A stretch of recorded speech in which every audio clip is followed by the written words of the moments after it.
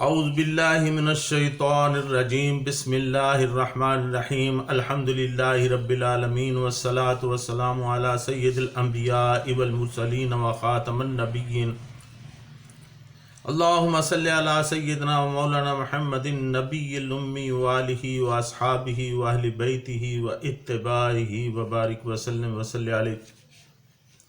معزز ناظرین، السلام علیکم ورحمۃ اللہ وبرکاتہ۔ جاذب پبلیکیشنز میں خوش آمدید۔ میں محمد سید جاذب آپ کی خدمت میں حاضر ہوں۔ تعلیم القرآن کا سلسلہ جاری ہے اور میں آپ کی خدمت میں سورہ آل عمران کی تفصیلات و تشریحات لے کر حاضر ہوں۔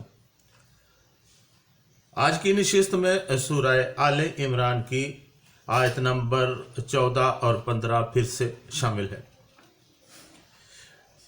ارشاد باری تعالیٰ ہے: زُيِّنَ لِلنَّاسِ حُبُّ الشَّهَوَاتِ مِنَ النِّسَاءِ وَالْبَنِينَ وَالْقَنَاطِيرِ الْمُقَنطَرَةِ مِنَ الذَّهَبِ وَالْفِضَّةِ وَالْخَيْلِ الْمُسَوَّمَةِ وَالْأَنْعَامِ وَالْحَرْثِ ذَلِكَ مَتَاعُ الْحَيَاةِ الدُّنْيَا وَاللَّهُ عِندَهُ حُسْنُ الْمَآبِ قُلْ أُنَبِّئُكُم بِخَيْرٍ مِّن ذَلِكُمْ لِلَّذِينَ اتَّقَوْا عِندَ رَبِّهِمْ جَنَّاتٍ تَجْرِي مِن تَحْتِهَا الْأَنْهَارُ خَالِدِينَ فِيهَا وَأَزْوَاجٌ مُطَهَّرَةٌ وَرِضْوَانٌ مِّنَ اللَّهِ واللہ بصیر بالعباد۔ لوگوں کے لیے آراستہ کر دی گئی ہیں مرغوبات کی محبت عورتوں میں سے اور بیٹوں میں سے، اور ڈھیر لگے ہوئے سونے اور چاندی میں، اور نشان زدہ گھوڑوں مویشیوں میں، اور کھیتی باڑی میں۔ یہ سب دنیاوی زندگی کے سامان ہیں۔ حق بات یہ ہے کہ بہترین انجام تو اللہ تعالیٰ ہی کے پاس ہے۔ آپ صلی اللہ علیہ وسلم فرما دیں، کیا میں تمہیں اس سے بہتر چیز بتاؤں؟ جو لوگ متقی ہیں ان کے لیے ان کے رب کے پاس جنتیں ہیں جن کے نیچے نہریں جاری ہیں، وہ ان میں ہمیشہ ہمیشہ رہیں گے۔ وہاں ان کے لیے پاکیزہ ساتھی ہیں، یعنی ازواج مطہرات ہیں، اور اللہ کی طرف سے رضوان یعنی خوشنودی ہے، اور اللہ اپنے بندوں کو خوب دیکھنے والا ہے۔ ناظرین، ان آیات میں زینت کا ذکر ہے کہ زینت، میں نے آپ سے عرض کیا تھا کہ زینت کسے کہتے ہیں۔ یہ آرائش، زیبائش اور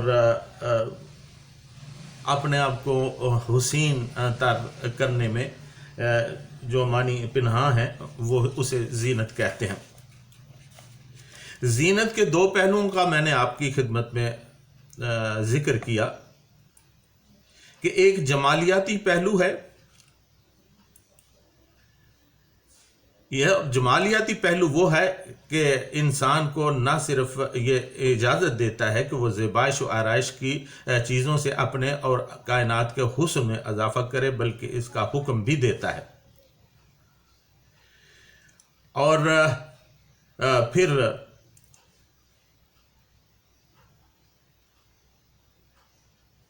ایک اس کا افادی پہلو ہے، یعنی جس سے افادیت پیدا ہوتی ہے۔ پھر شہوات کا ذکر کیا گیا کہ شہوات دراصل کیا ہے۔ کسی چیز کی خواہش کرنے کو شہوت کہتے ہیں، اسے چاہنا، رغبت کرنا، طبیعت کا میلان اس کی طرف ہونا، یہ شہوت کہلاتا ہے۔ اللہ تعالیٰ نے یہاں فرمایا کہ انسان کو چند مرغوب چیزوں کی شہوت یعنی چاہت ہوتی ہے، اور ان مرغوب چیزوں کا ذکر اللہ تعالیٰ نے کیا۔ میں نے عرض کیا تھا کہ یہ 5 چیزیں ہیں جن کا ذکر ان آیات میں اللہ تعالیٰ نے کیا ہے۔ پہلی چیز عورت ہے جو انسان کو بہت مرغوب ہوتی ہے۔ دوسری اس کی اولاد جس کی طرف کشش رہتی ہے۔ تیسری چیز مال و دولت ہے، بلا مبالغہ اس سے بھی کشش حاصل ہوتی ہے اور انسان کو بہت ہی مرغوب ہے۔ اب چوتھی چیز ہے گھوڑے اور مویشی، اس کا ذکر رب کریم نے کیا ہے۔ یہ مرغوبات میں سے چوتھی چیز ہے۔ والخیل المسومۃ والانعام والحرث، نشان زدہ گھوڑے اور دیگر مویشی گھوڑوں کے ساتھ محبت کی 3 صورتیں ہیں۔ پہلی، جہاد فی سبیل اللہ کے لیے گھوڑوں کو پالا جائے کہ جب ان کی ضرورت پیش آئے تو ان پر سوار ہو کر جہاد کیا جائے۔ اس مقصد کے لیے گھوڑے پالنے والوں کو ثواب ملے گا۔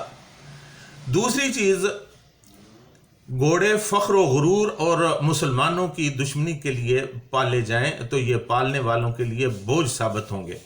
اور تیسری یہ کہ کسی سے سوال کرنے سے بچنے کے لیے ان کی نسل کی حفاظت کے لیے گھوڑے پالے جائیں، اور گھوڑے پالنے والا ان میں اللہ کے حق اور زکوٰۃ کو نہ بھولے تو یہ گھوڑے اس کے لیے ستر ثابت ہوں گے۔ مسومۃ سے مراد چرنے والے 5 کلیان گھوڑے ہیں۔ انسان ان سے خوب نفع حاصل کرتا ہے۔ والانعام، گائے، بھینس، بھیڑ، بکری، اونٹ وغیرہ، ان سے بھی انسان دودھ اور گوشت حاصل کرتا ہے۔ ان سے سواری اور بار برداری کا کام بھی لیتا ہے۔ یہ انسان کی اچھی جائیداد ہوتی ہے اور ان سے محبت بھی فطری ہے۔ تاہم اگر کوئی ان سے محبت میں اس قدر غرق ہو جائے کہ ان کی دیکھ بھال میں نمازوں کی پرواہ نہ کرے، دیگر نیکی کے کاموں کی طرف توجہ نہ دے، تو یہی مال انسان کے لیے گمراہی کا سبب بن جائے گا۔ 5ویں چیز ہے کھیتی، حرث۔ الحرث کے بنیادی معنی ہیں کچھ کمانا، کسب و ہنر کرنا۔ اس کے بعد یہ لفظ زمین پر کام کرنے کے لیے عام ہو گیا، چنانچہ حرث ان کے معنی ہے کھیتی باڑی کرنا۔ الحرث سے مراد وہ زمین ہے جسے کاشتکاری کے لیے تیار کیا گیا۔ رسول اللہ صلی اللہ علیہ وسلم نے ارشاد فرمایا کہ انسان کا بہترین مال سدایا ہوا گھوڑا اور پھلدار کھجور ہے۔ انسان کھیتی باڑی کے کام میں مصروف ہو کر بھی فرائض سے غافل ہو جاتا ہے، جس کی وجہ سے یہی چیز اس کے لیے فتنہ بن جاتی ہے۔ تو پھر ناظرین، مقصود زندگی کیا ہے؟ ذالک متاع الحیات الدنیا، یہ چیزیں تو دنیا میں فائدہ حاصل کرنے کا ذریعہ ہیں، مگر اصل مقصود تو آخرت کی زندگی ہے۔ اگر ان اشیاء کی محبت میں آخرت سے غافل ہو گئے تو یہ خسارے کا سودا ہے۔ قیامت کے دن خالی ہاتھ ہوں گے۔ یہ تمام لوازمات اسی مادی دنیا تک محدود ہیں۔ یہ چیزیں اس زندگی کے ساتھ ہی ختم ہو جائیں گی اور پھر آخرت کی زندگی شروع ہوگی۔ انسان کو عبرت دلائی گئی ہے کہ اس آئندہ زندگی کے لیے کوئی سامان پیدا کرے، کیونکہ اصل زندگی وہی ہے۔ واللہ عندہ حسن المآب، اصل اور بہترین ٹھکانہ تو مالک الملک کے پاس ہے، اور اس کے حصول کے لیے انسان کو ایمان اور عمل صالح کی فکر کرنا چاہیے۔ کہیں ایسا نہ ہو کہ مرغوبات دنیا میں مبتلا ہو کر ایمان کی دولت سے محروم ہو جائے اور پھر اس دنیا سے خالی ہاتھ جانا پڑے۔ یہ سخت گھاٹے کا سودا ہے۔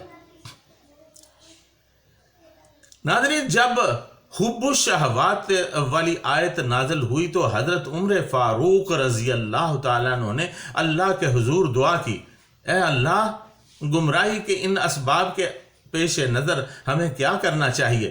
تو اس کے جواب میں اللہ تعالیٰ نے ارشاد فرمایا، قُلْ أَنَبِّئُكُمْ بِخَيْرٍ مِّن ذَلِكُمْ، اے میرے حبیب صلی اللہ علیہ وسلم، ان سے کہہ دیجئے کیا میں تمہیں ان تمام مرغوبات سے بہتر چیز نہ بتاؤں؟ لِلَّذِينَ اتَّقَوْا، ان لوگوں کے لیے جو اللہ تعالیٰ سے ڈرتے رہے، ان کی طبیعتوں میں خوف خدا رہا اور وہ کفر، شرک، نفاق اور برائی سے بچتے رہے۔ خالدین فیہا عند ربہم، ان کے رب کے ہاں جنتیں ہیں، تجری من تحت الانہار، جن کے نیچے نہریں بہتی ہیں، خالدین فیہا، وہ اس میں ہمیشہ ہمیشہ رہیں گے، وہاں سے نکالے جانے کا انہیں کوئی کھٹکا نہیں ہوگا۔ یہ باغات یعنی جنتیں ان مرغوبات دنیا سے کہیں بہتر ہیں اور پھر یہ صرف باغات ہی نہیں ہوں گے بلکہ تقوی اختیار کرنے والوں کے لیے وَأَزْوَاجٌ مُطَہَّرَةٌ اور پاکیزہ ساتھی بھی ان کے ساتھ ہوں گے۔ ناظرین، جنت کی معاشرت میں دلوں کی کدورتیں اور برائیاں نکال دی جائیں گی، لوگوں کے دل بھی پاک ہوں گے اور جسم بھی، ظاہر باطن دونوں مطہر ہوں گے۔ جو دنیا میں خواتین تھیں وہ آخرت میں بھی خواتین ہی ہوں گی، لیکن ان کا مقام جنتی حوروں سے کہیں اونچا ہوگا، اس اصول پر کہ وہاں جو کچھ چاہے گا ملے گا، جو خواہش ہوگی پوری ہوگی۔ اگر عورتیں یا مرد اپنی جنس تبدیل کرنا چاہیں تو ایسا ممکن ہوگا، لیکن یہ تو تب ہوگا جب کوئی اپنی حالت سے مطمئن نہ ہو۔ وہاں تو ہر کوئی اپنی حالت پر اتنا خوش ہوگا کہ عورت نہیں چاہے گی کہ وہ مرد ہو، اور کوئی مرد نہیں چاہے گا کہ وہ عورت ہوتا۔ سب اللہ کی عطا پر راضی ہوں گے۔ ازواج مطہرۃ پاکیزہ ساتھی کو کہتے ہیں۔ دراصل زوج سے مراد مرد کے لیے عورت اور عورت کے لیے مرد ہے۔ اس پر تفصیلی بحث میں پہلے آپ کی خدمت میں پیش کر چکا ہوں، سورہ بقرہ کی آیت نمبر سورہ بقرہ کے سلسلہ میں۔ بعض لوگ حجت بازی کرتے ہیں کہ جنت میں مردوں کو تو حوریں ملیں گی، عورتوں کو کیا ملے گا؟ اس کا جواب اگرچہ اوپر کی جو پہلے میں نے بیان کی ہے اس کی تشریح میں موجود ہے کہ وہاں ہر کوئی اپنی حالت پر خوش ہوگا۔ اس کے علاوہ یہ بھی ہے کہ جنتی عورتیں حوروں کی سردار ہوں گی اور ان کے درجہ، نور اور خوبصورتی کا کوئی حور مقابلہ نہیں کر سکے گی۔ یہ سوال کہ کون سی عورت کس مرد کی ساتھی یعنی زوجہ ہوگی، یہ ان کے مراتب کے لحاظ سے اللہ تعالیٰ کی جزا کے مطابق ہوگا۔ دنیاوی موت تمام دنیاوی رشتوں کی بھی موت ہے، اسی لیے مردہ کو وراثت میں سے حصہ نہیں، لیکن خاندانی تعلقات کی یادیں اور باہمی پہچان مرنے کے بعد بھی باقی رہتی ہے۔ نتیجہ سے پہلے روز محشر بھی خاندان کے لوگ اکٹھے ہوں گے۔ قرآن کریم بتاتا ہے کہ کیسے کامیاب ہونے والے اپنے گھر والوں کی طرف خوش جائیں گے، اور اگر دنیا کی میاں بیوی دونوں جنت میں جاتے ہیں اور اکٹھا رہنا چاہیں تو اجازت ہوگی، بلکہ ایک کا درجہ اونچا ہوگا تو دونوں اس درجہ تک پہنچا دیے جائیں گے، وہاں کسی طرح کی مجبوری نہیں ہوگی۔ رضوان من اللہ، جنت کی سب سے بڑی نعمت یہ ہے کہ آدمی اپنے خالق کی رضا حاصل کر لیتا ہے، مالک اس سے خوش ہوگا اور وہ اپنے مالک سے، یہ سب سے بڑی نعمت ہوگی۔ اس لیے انسان کو مال کے کون و مکان کا قرب حاصل ہونے کے بعد کسی اور چیز کی خواہش ہی نہ رہے گی۔ اس کا اندازہ لگانا ہے تو سوچئے کہ اگر دنیا میں کسی غریب کو کسی بہت بڑے آدمی کا قرب اور پسند مل جائے تو کس قدر فخر محسوس کرتا ہے، لیکن رضوان من اللہ کے بھی لاکھوں مدارج ہیں، اس لیے مزید سے مزید کی خواہش وہاں بھی برقرار رہے گی، اور حصول کے لیے جو ضروری اعمال ہوں گے، انسانوں کی مصروفیت و مشاغل اور جد و جہد ان کے مطابق جاری رہے گی۔ جنتی زندگی خواہش اور عمل کی موت نہیں بلکہ سمت کی تبدیلی ہے۔ دنیا میں جد و جہد عموماً دنیا کے لیے ہے، وہاں یہ خالص اللہ کے قرب کے لیے ہوگی، شوق ہوگا لیکن پریشانی کوئی نہ ہوگی۔ ناظرین، اس دعا کے ساتھ کہ اللہ تعالی ہمیں قرآن مجید کی حکمتوں کو سمجھنے کی اور پھر ان پر عمل کرنے کی توفیق عطا فرمائے۔ وما علینا الا البلاغ المبین۔